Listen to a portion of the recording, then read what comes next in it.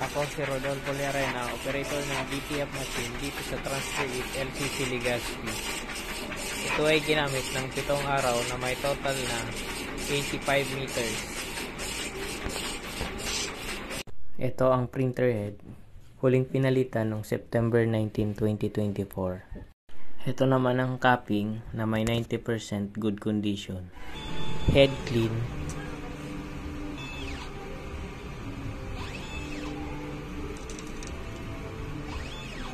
Punasan ang wiper pagkatapos mag-head clean.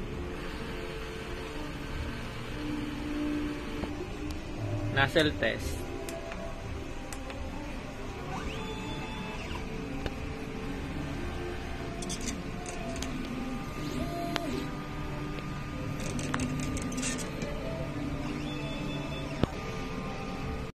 Ang ink system label namin ay tama lang.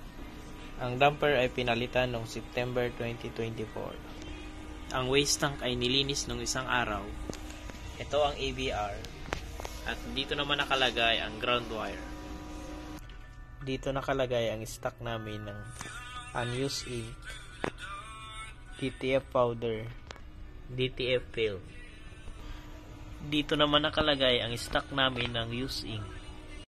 Ito naman ang list ng nagamit sa CMYK, magenta, cyan, DTF film, black, DTF powder, DTF cleaning solution. Ito naman ang daily output monitoring.